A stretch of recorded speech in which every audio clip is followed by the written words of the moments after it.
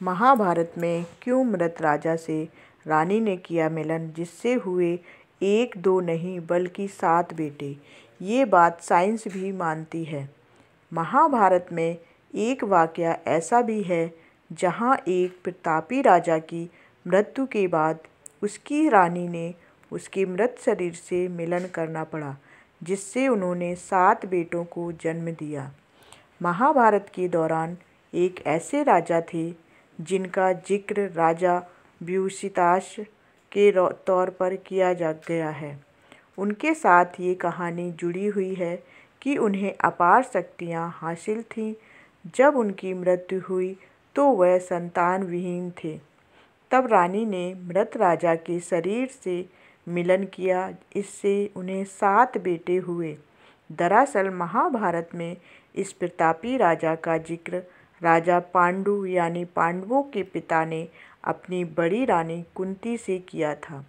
पांडु को शाप मिला था कि वह जब भी पत्नी के साथ मिलन करेंगे तो तुरंत उनकी मृत्यु हो जाएगी।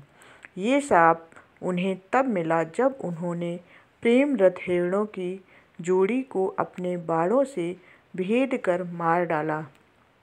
तब पांडु वन में रहने लगे। इस श्राप के बाद पांडु कोई संतान पैदा नहीं कर सकते थे, क्योंकि ऐसा करते ही तुरंत उनकी मृत्यु हो जाती। पांडु के अब तक कोई संतान नहीं थी। वह अपनी दोनों पत्नियों कुंती और माद्री के साथ वन में रहने लगे।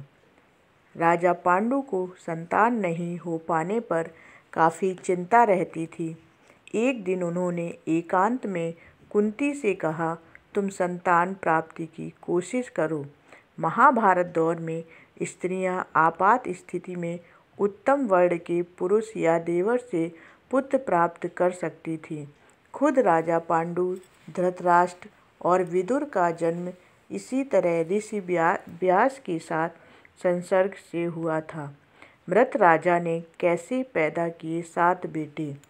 वो राजा व्यूसिताक्ष थे जिन्होंने मरने के बाद भी पत्नी के मिलन से 7 बेटे पैदा किए थे। ये बात कुंती ने पांडु से की थी। इसका उल्लेख राजशेखर वसु की महाभारत में है।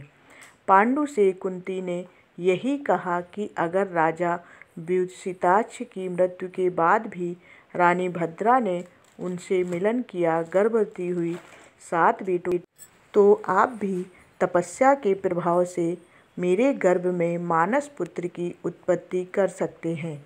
तब पांडु बोले, व्यूसिताक्ष देवता समान बलशाली थे, मुझमें वह शक्ति नहीं है। कौन थे राजा व्यूसिताक्ष और रानी भद्रा? अब जानते हैं कि कौन थे राजा व्यूसिताक्ष और उनकी रानी भद्रा।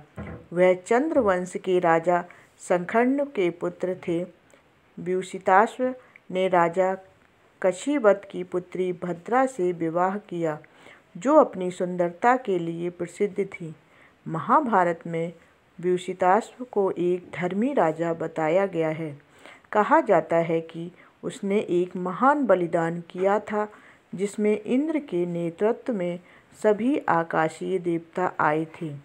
इस बलिदान के बाद व्यूसिताक्ष ने महान शक्ति प्राप्त की। उन्होंने अश्वमेध समारोह के माध्यम से सभी दिशाओं के राज्यों पर विजय प्राप्त की। कहा जाता है कि उन्होंने अपना अधिकांश धन ब्राह्मणों को दान कर दिया था। उनका विवाह भद्रा से हुआ था, जिससे वह बहुत प्यार करते थे।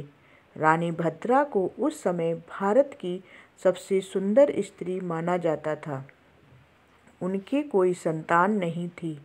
क्षय रोग, जिसे तब यक्ष्मा रोग कहा जाता था, उससे उनकी मृत्यु हो गई। भद्रा दुख से ग्रस्त हो गई। उन्होंने अपने पति के साथ मरने का इरादा किया। आकाशीय आवाज़ सुनकर रानी भद्रा ने क्या किया? तब आकाशीय आवाज़ ने उन्हें ऐसा करने से रोका और पखवाड़े के 8वें और 14वें दिन राजा के शरीर के साथ लेटने का संकेत दिया। उन्होंने वैसा ही किया जैसा उनसे करने को कहा गया था। उस संभोग से भद्रा ने 7 पुत्रों को जन्म दिया। जब रानी मृत शरीर से लिपट रोती रही तो क्या हुआ? पौराणिक विश्वकोश के अनुसार महाभारत आदि पर्व के अध्याय 120 में लिखा है, व्यूसिताश्व पुरुवंश के राजा थे जो धर्मात्मा और न्यायप्रिय थे। उन्होंने कई यज्ञ किए। जब राजा की मृत्यु हुई तो भद्रा राजा के मृत शरीर को गले लगाकर बहुत देर तक रोती रही। तब व्यूसिताश्व की आत्मा जो शरीर से बाहर थी, उसने भद्रा से कहा, मेरी प्रिय, आपने मासिक धर्म के 8वें या 14वें दिन अपने बिस्तर पर मेरे साथ सो जाओ, मैं तुम्हें पुत्र दूंगा। उसने राजा की इच्छा के अनुसार कार्य किया। मृत शरीर से 7 पुत्र प्राप्त किए। पांडु की बातों का असर कुंती पर क्या पड़ा? पांडु की बात सुनने के बाद कुंती ने तब तक कहा, महाराज, अगर आप अनुमति दे दो तो मैं किसी देवता या ब्राह्मण का मंत्र बल से आह्वान कर सकती हूँ। इससे तुरंत पुत्र लाभ होगा। पांडु ने इसकी सहर्ष अनुमति दी। फिर इसके जरिए कुंती ने युधिष्ठिर, भीम और अर्जुन जैसे पुत्र हासिल किए। जब उन्होंने ये तरीका पांडु के कहने पर दूसरी पत्नी माद्री को बताया तो उन्हें नकुल और सहदेव की प्राप्ति हुई। आपको हमारी जानकारी कैसी लगी? कमेंट करके ज़रूर बताएं। धन्यवाद।